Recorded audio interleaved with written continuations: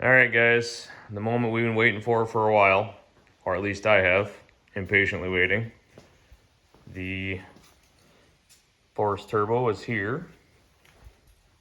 So we're gonna start with the install portion first. I'm not sure what to do about my bumper because I really don't want to lose it. And the way it mounts, I guess we'll have to figure that out, but it doesn't look like it leaves very much room with the bumper on it. May have to just cut it and extend it out. I guess we'll have to see what the turbo looks like once that's all said and done. It's here nor there at this point, but I don't want to lose my thumper fab bumper because I use the bumper and the winch and the lights probably more than anything else on this right at this point. When it's dusty, I turn the lights on. Whatever, I like it. So anyway, I want to do an exhaust test.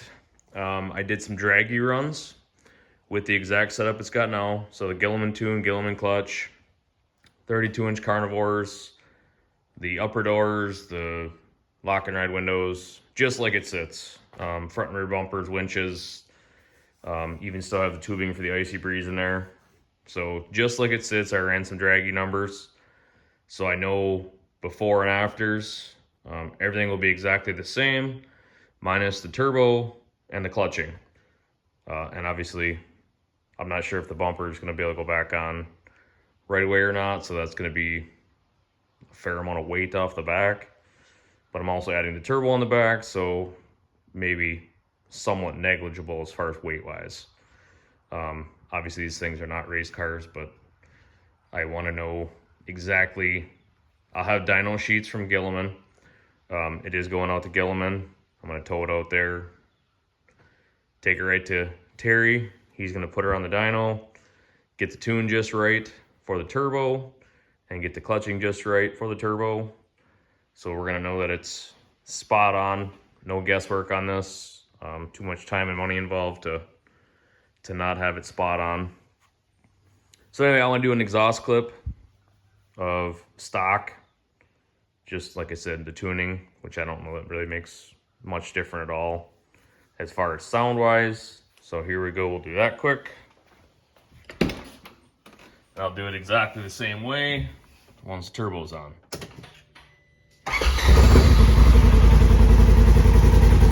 Here's that idle. Right at the back wheel, basically.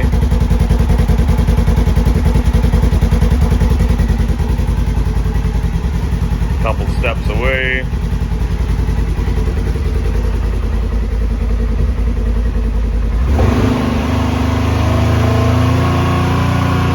RPMs.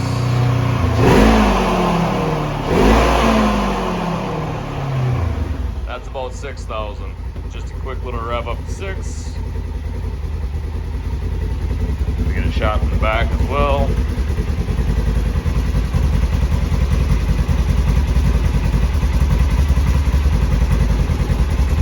Okay, now we can dig into getting the bumper and the box off and get this polished stainless and polished aluminum Force turbo put on this hog. Okay, so here it is. Pretty sweet looking. All stainless body, ball bearing turbo, aluminum and silicone inlets, charge tubes.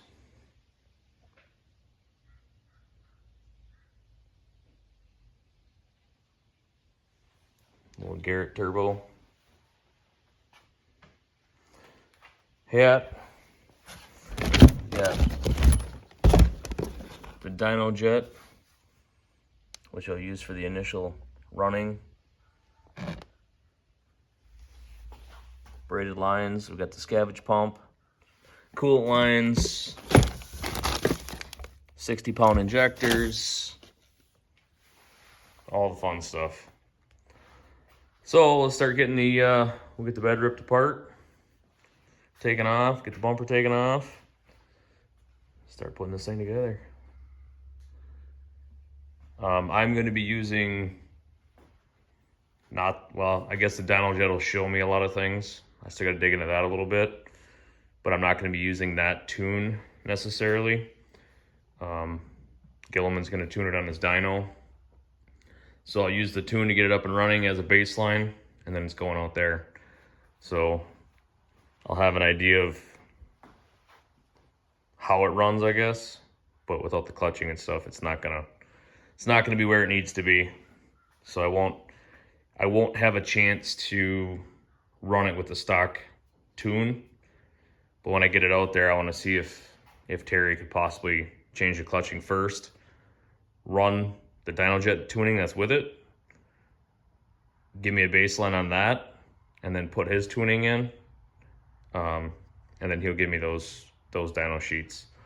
I think it's going to be kind of interesting to see the difference in those two. So here we go.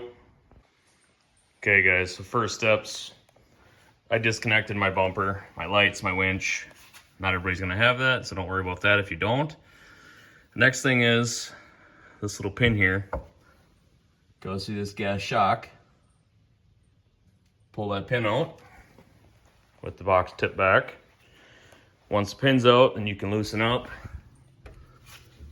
the two pivot bolts, main bolts, and then we should be able to take the box off.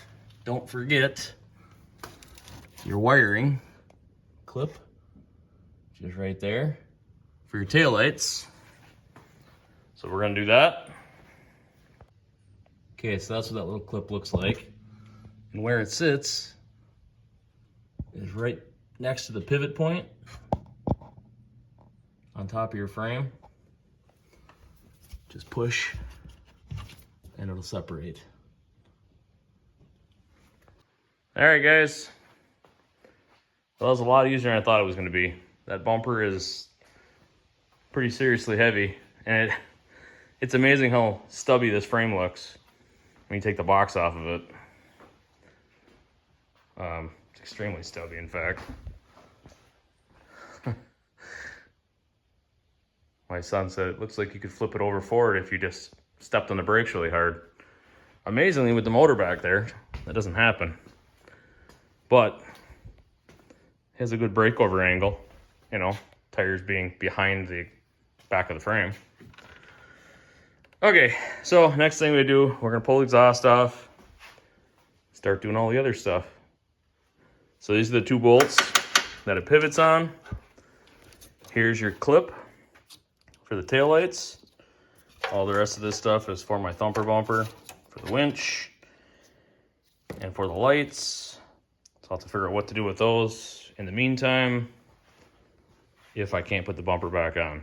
But like I said, I'm gonna try and modify it one way or the other, because I don't know if I can be without that bumper. I mean, I can, but I don't want to be. So here we go. Exhaust next. Spring here. Spring there. Pop them off. 2 bolts, exhaust is gone. Okay, guys. Turb skis on. Really, this far wasn't bad at all. This top bolt I did break off. It's got a little weld nut on the back side.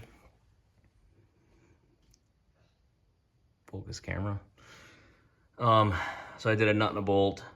Made sure that my gap here is pretty similar. Obviously, it's a flex joint, so it's gonna move a little bit until I can get that bolt ordered. It'll be fine until like I said, it goes out to get tuned and everything. It'll be good for that. There'll be no issues there. So start running the coolant lines and the oil pump and oil lines, and then I can put the intake, charge tube, injectors, map sensor, all that stuff should be pretty easy. So anyway, that's what it looks like on the back. I don't think it looks like it sticks out a long ways, but with the box on it, I don't really think it's gonna stick out much from the box, if at all. That was one thing I was kind of worried about. So I'm sort of interested to get the box on it and see what it actually looks like. Like I said, I really want to I really want to be able to use my bumper, but I don't also want to cover up this polished stainless artwork either, you know? So we shall see. All right, guys. New map sensor, Bosch. All you need is the Torx. Take the screw out. Oof. I cleaned that out, but apparently not good enough underneath. So we'll clean that up a little bit. I'll probably vacuum it because now it's open and it's dirty. So I'll vacuum that off and put the new map sensor in. Okay, map sensor's in. Screwed it back down. Remember, this thing is only plastic, threaded. Doesn't need to be ape crap type. It's tight. It has a rubber O-ring seal. Same thing with the fuel rail here. I took these little Torx heads out. Only goes into this plastic air box, so don't go crazy on them. Just take a screwdriver, get underneath the lip of this thing, pop it up. It's gonna leak a little fuel. Quite a bit of fuel, I guess. Kind of stick that off to the side where it can't leak, or let it do whatever it wants, I guess. So the fuel rail is still yakking fuel. I just stuffed a bunch of rags in there to catch the majority of it, so fuel's not laying down all over the place. So I can need some more though. That's more fuel than I thought it would be. Okay, so I got the fuel rail loose. Of course, the map sensor plugs in the way, which I thought it might be. Just unplug that, move it out of the way. Pull that out of the way. Okay, what do we got going on here?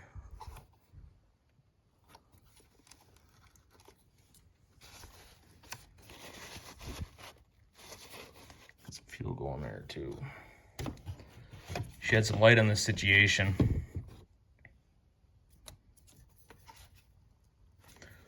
All right, I'm about to put you down. So what it was is these tabs that hold it in, just slightly touch on these airbox tabs. But if you slide it straight out, pull straight out on it and up, it'll go around these little injector tangs, whatever you want to call them, little lips. And then this will still have some fuel in it, but if you keep it tipped like this, I drain mine out into an oil bucket, but if you don't have one, get one, I guess. You should be able to.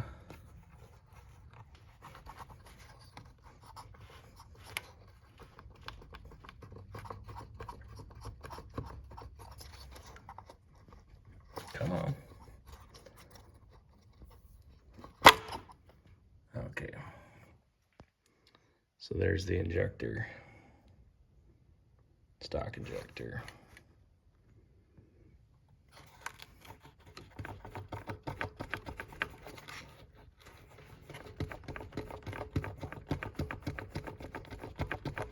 She's coming.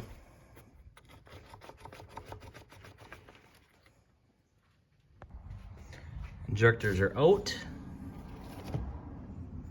There's a little lip there. You can see the dirt.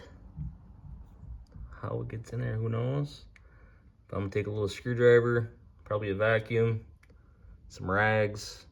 Obviously try and get as much of that out of there as you can. Cleanliness is, you know, next to godliness, right? Especially when it comes to your fuel system. Okay, so after changing the red O-rings with the green O-rings, I tried them both. These are the factory ones and the factory injectors. I ended up using the red ones because they're a lot tighter. I guess I don't see any reason why you wouldn't use them. They fit. They're a little harder to get in there, but I feel like they're a lot better seal. I found a fair amount of dirt down here in these pockets, which, you know, that part's not tight. But even what I would say is beyond the O-ring, there was some dirt there. So I'm gonna use the red O-rings. They seem to squish out good. I don't see any reason why that'd be an issue. I did send a message to Force just to verify that that's okay to do that. But I'm gonna put it back together that way until I hear different, because it just seems to fit a lot better. So we're gonna run with the red O-rings, not the green ones. As far as the top of the motor goes, injectors are in, harnesses are reconnected, fuel rails back in, reconnected, clipped, pushed down, map sensor plug back together, map sensor changed. So now I guess really what's left is, like I said, routing the coolant lines, routing the oil lines, powering the pump, and mounting the pump, which I would say is probably going to be the worst part of all of it at this point. The rest of it's not been too bad at all. Pretty simple, actually. So on their instructions, it shows them using a 1/2" or 3/8 drive socket. I don't know if this is a change, but if you can see that, that's actually a Allen head, 12mm. So this is a 2020 XP. I don't know if they changed it from when they did the 19 or the 17 or whatever year they were working on in the instructional video, but the plug is different. 12mm Allen for the oil supply side. So we're at the point of installing this the salvage pump, oil salvage pump. And that's the 2 holes it has to go in. This guard is normally there on the XPs. The regular Generals don't have it. So you gotta hack the crap out of it to get it out of there.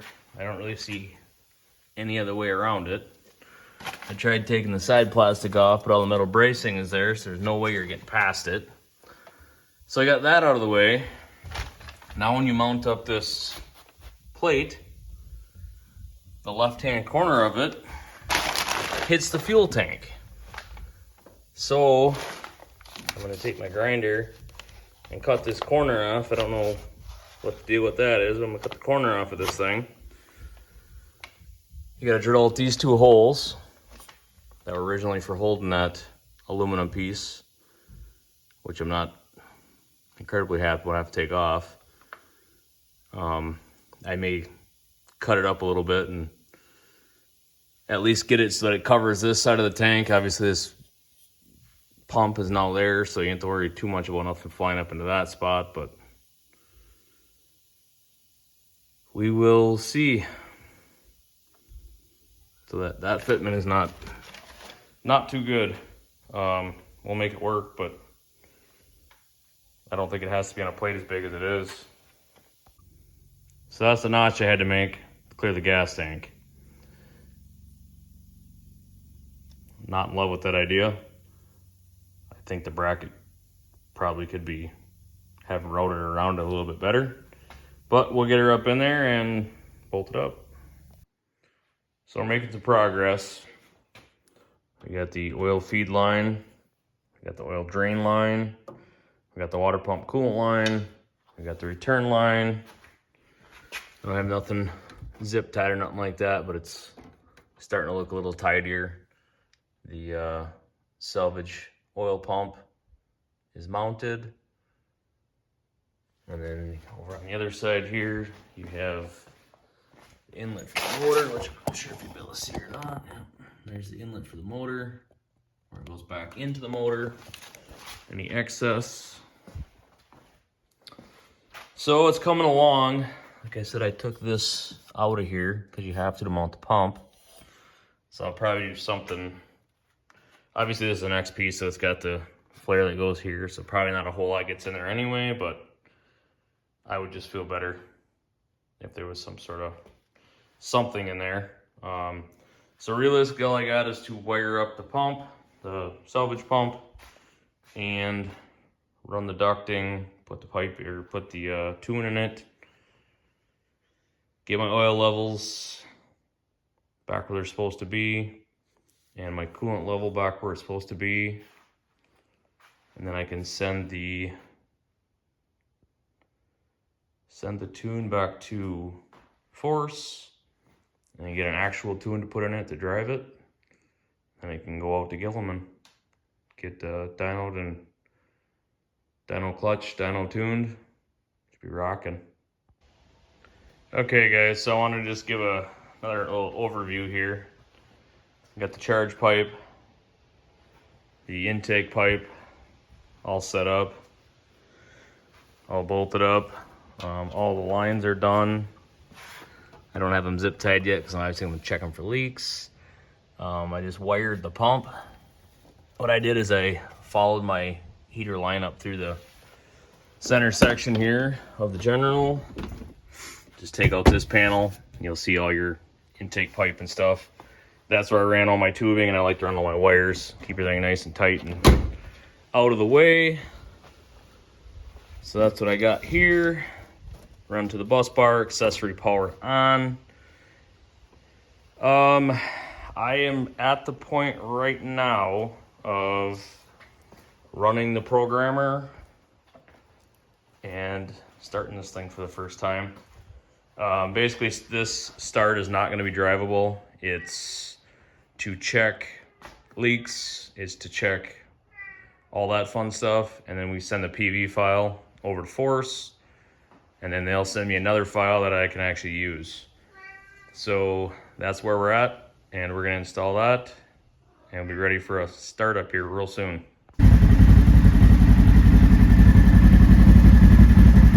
Got a nice mellow tone to it.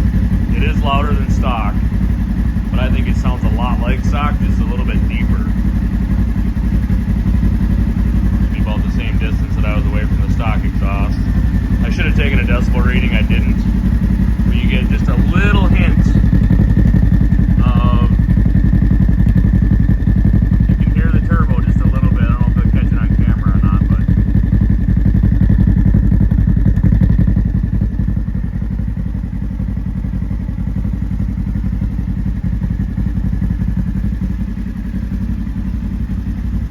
so the next video is going to be all check and draggy times, racing the tuned and clutched Razor Pro XP, racing tuned and clutched Razor Highlifter XP,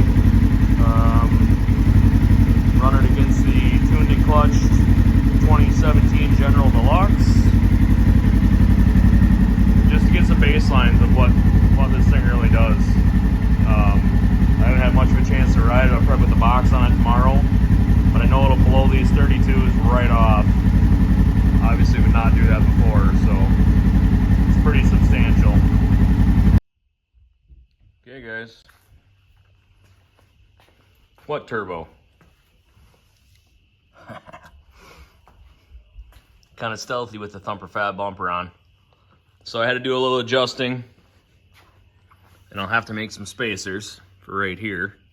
So I took these 4 bolts out on each side that mount back into the bed, and the other 4 bolts that hold it to the hinge, I basically just twisted them up a little bit. So it is kind of pushing up, you know, it's tight to the bed floor. I don't think it's a big deal. Now I got room. It's not a ton of room, kind of hard to see in that shot, I guess, but it's more than a hand's width, which I think is more than enough. Again, kind of hard to see, but yeah, more than a hand's width there. So, 2 things. It looks awesome. I like that I can run my bumper, winch, and lights with the turbo. That's one thing that I was really trying to avoid. You can still see the obviously polished stainless muffler, and you can see the turb ski right through the hole there in the brackets. It sounds awesome. It looks awesome. Downfall is, well, there's a lot of power, but it still drives like stock if you want to drive it like stock. The real downside is now the bed doesn't tip. because it's going to hit the muffler. So that'll have to get used to, because I did use it some. I don't use it a ton, the actual flipping feature. My wife probably uses it more than I do, just for, she's doing yard work or whatever with it, and throw whatever branches, brush, flower garbage that she's messing with, and then just dump it out in the woods. We do have a little dump trailer, so it'll just be a little bit of a learning curve, or you'll have to flip the tailgate down and just brush stuff out, push it out, whatever. So I'm pretty jacked. I've driven it some. I'm gonna get some dragy numbers, and this weekend we're gonna ride and get a really good idea of what this thing can do. But she moves out, let's just put it that way.